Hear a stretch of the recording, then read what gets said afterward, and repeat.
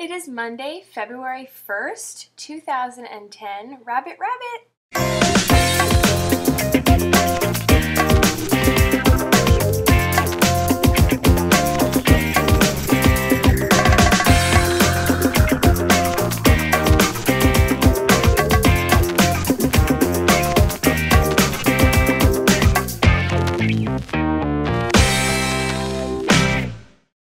First of all, I want to say goodbye to Greg. You've been a fantastic addition to the Weight Loss Losers. We are not going to add another person right now. We're going to take it down to 6, and I hope nobody else leaves, ever. But if somebody else does leave, at that point I think we'll take it back down to 5, which was our original number. 7 can be a bit overwhelming, and it was very ambitious of us to go that direction, and I think that having 6 right now will be great, so we're going to keep it that way. This week we're talking about January in review, and we're going to ask you guys to do the same. How have you done on your weight loss this first month of the year? You know, when the new year hits, we tend to all make these resolutions for the year, and month by month we should be checking our progress to see how we're doing in weight loss in our lives and whatever. So that's what we're talking about this week. How have we been doing? We are presenters of information, but we're also trying to be good role models in weight loss and in health and fitness, trying to teach as much as we're going through the process ourselves. So it's very important that we keep you abreast of our progress, especially if you don't watch our personal videos, so that you know how we're doing on our own journeys. January for me has been awesome. I had a major setback of being sick for like 2 weeks. My resolutions were threefold: to start working out every day, become an athlete, to transition into raw foods, and to cultivate a style, a dressing, clothing style. And actually on all fronts I've been doing great, except for athleticism, which has sort of fallen by the wayside as I've been getting better. So let's talk first about the clothing thing. I don't have to talk about here, but I've been having a great time just being clever with my wardrobe and trying to find interesting ways to present myself, and so far I've been loving that exploration.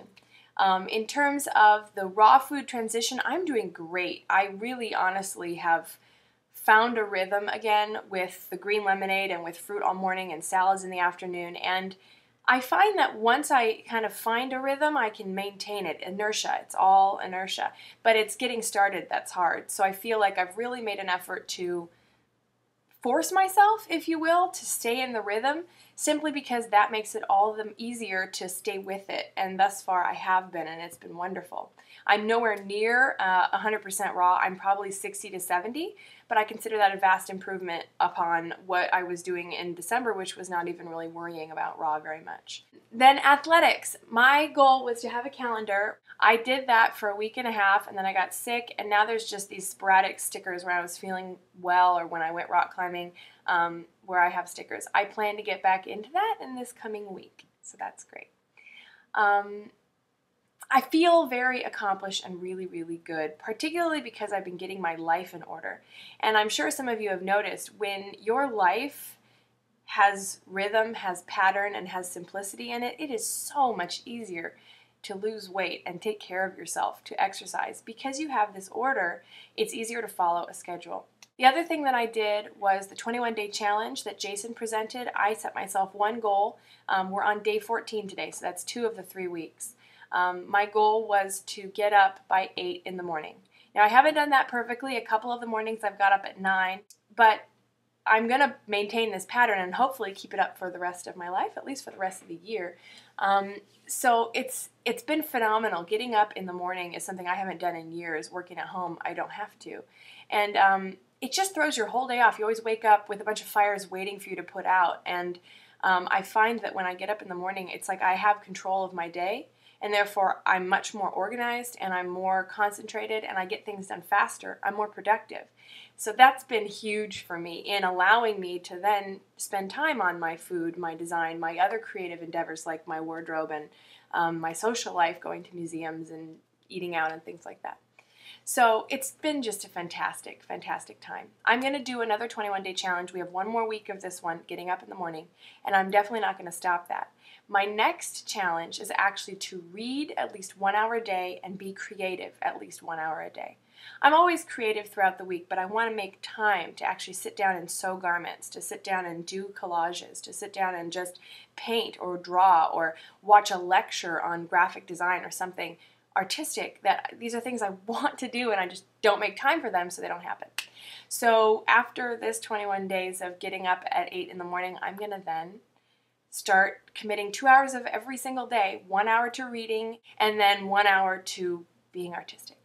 And I find that when I'm fulfilled in these areas, I care so much less about food. And that's really where it all comes to, because it's when I'm bored and stressed and lost that I eat like crap.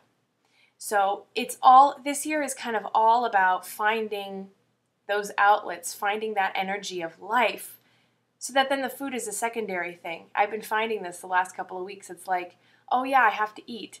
I don't snack nearly as much because my mind is occupied, my time is occupied, and when I fill that time with energetic things that excite me, I don't feel the need to eat. I especially don't feel the need to binge.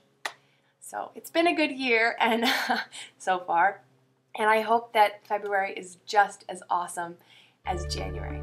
And as a final note, I want to say my best friend who passed away a couple of years ago, his birthday is today. So Elliot, I know you're at peace somewhere.